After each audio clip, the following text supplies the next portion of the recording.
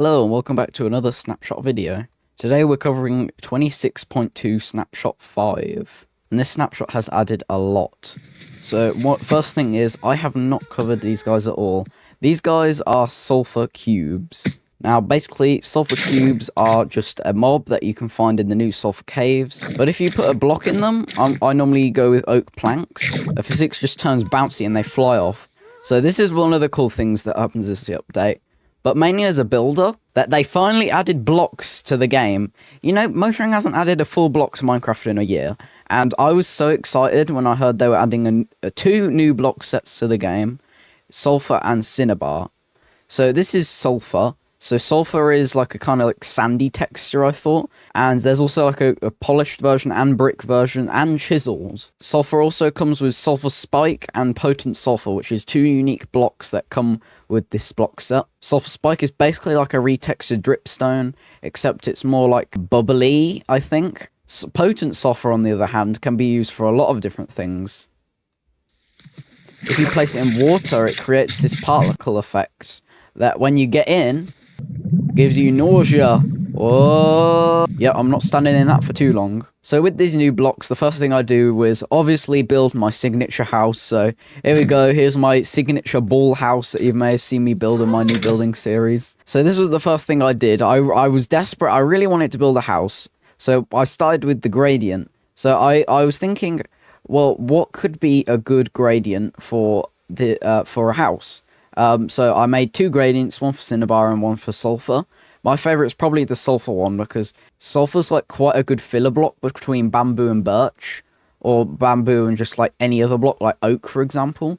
So this would be a really good block like for a sandy colour palette, or like a gradient, for like a sandy-ish, this kind of colour wall. And then Cinnabar, I struggled on this one, because I couldn't find a block between mangrove and like this kind of like colour with the spider. So what I ended up on doing was like red nether brick to netherrack, kind of like nethery colours, mangrove. This is because the spider texture is kind of like has kind of got similar pixels to mangrove. It was hard to decide. You know, I haven't really thought about this one too much, but it's just an example of what you can do with Cinnabar. So I've figured out some other contrast blocks that could go well with this on a house. So for this block, I've got like kind of darker blocks like deep slate and nether brick. Here I've got kind of like bluish blocks and bluish grey blocks like cyan terracotta. These blocks work well as like a contrast against it. So if you like the lines of the house could be made out of this, that would be cool. And then here's the house I decided to make. So this house is using a lot of Cinnabar. So I first started with Cinnabar because I realized we need to try and figure out what this gradient it kind of is. And the problem I had was kind of mixing it with other blocks that are already in the game. So I ended up just using Cinnabar. Cinnabar, as it is, it kind of does go well with like just pure red blocks. And little tiny mangrove blocks, like mangrove fence gate, yeah, it kind of works well. It kind of like gives it like a bit more of a different shape to the other buildings. And this isn't any like technique from the new update, but I just decided to put like pots on the roof. It kind of looks like a spiky roof. I thought that was cool. And then this side of the building, I'm using that gradient that I just made with the sulfur going to birch and then to oak. Kind of looks like a sandy texture. So that's when I decided, hey, I should build a sandcastle. And then here is like a starter base idea. So let's say you don't really want to build like this kind of like city style house. You just want like a simple old plain starter base with these new blocks. So I've decided to make a lovely little sandcastle here using this new gradient I've found. And I'm using all the same blocks, but I've added like some of the sulfur bricks, because I can actually mix some of that in where the sulfur is.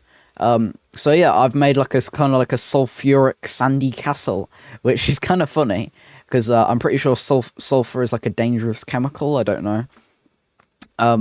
But yeah, it's a sulfuric sandy castle, which is kind of funny. And I also made a lovely path out of sulfur. So I don't know if this kind of works. It kind of works. So if you're ever making like a village in the like a custom desert village in the desert, and you want to make paths, this might be a good thing to consider for paths, sulfur, see if that works in your desert town. And all of this is really cool, but these are past features. These are features that were from the last snapshots. So what's been in this snapshot then? Well, the one that everyone's talking about is obviously you can now put TNT in sulfur cubes. This wasn't possible in the past snapshots, but now it is. So basically, you can make leadable TNT. Because the sulfur cubes can be led on a lead, you can now, like, have sulfur cubes with TNT on a lead. So you can just bring these anywhere, and you can put them on a happy gas, and then just drop them down on a village, and then blow him up. You can even hit him with a flame bow. That works as well. But that's not my main excitement about the update. I was most excited about this. Now, this is really cool. So you can find these in sulfur springs. Now these are like kind of like a structure that generates a bit like the like how we have the azalea tree for the lush cave. These are sulfur springs, so these generate so you can find a sulfur cave. And here it is, the sulfur geyser. So these are geysers that come out the spring. And basically what you do is you get the potent sulfur, so it's all like nausea-y and stuff, so when you get in it, you feel all sick. But if you put magma underneath it, you get a sulfur geyser. Now when I saw the sulfur geyser, I was like, what could I do with this? And then I was thinking for a bit, it kind of looks like steam.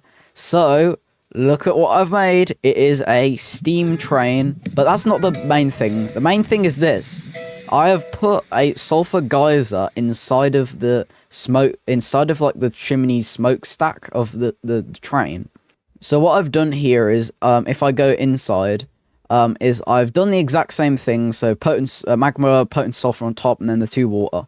So yeah, that's simple. And then you make it so it has like air access to the sky, and then it just shoots out a sulfur geyser. And then I've also added like a little detection system. So I haven't seen anyone do this yet, but you can actually detect when it goes off using an observer next to the potent sulfur. So for closer detail, this is exactly what's going on inside of my train. So I've here got an observer. Oh, there it is. So it's just been detected. It detects, the observer detects, and then it goes into these repeaters, and then it activates these note blocks. And what these note blocks are playing is this. So all the note blocks are kind of making a little tune. I think my train just literally did it then.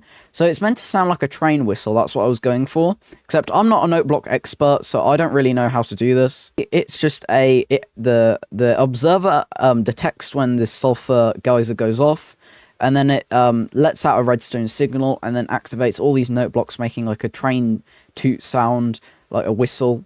And as well as that, it adds a bit more movement.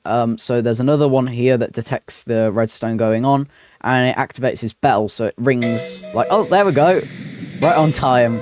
So yeah, the bell goes off every time this goes off as well. So yeah, I've actually been quite clever with this, and this is a buildstone technique. So if you don't know what buildstone is, it's kind of like the mix between redstone and building. And what this does is it creates like animation and sound for your builds. And I thought this was really cool. Another thing Mojang has given us to animate our builds a bit more. And I think that's really cool. So yeah, that's going to be it for this video. I hope you enjoyed this snapshot video. I'll see you in the next video. Goodbye.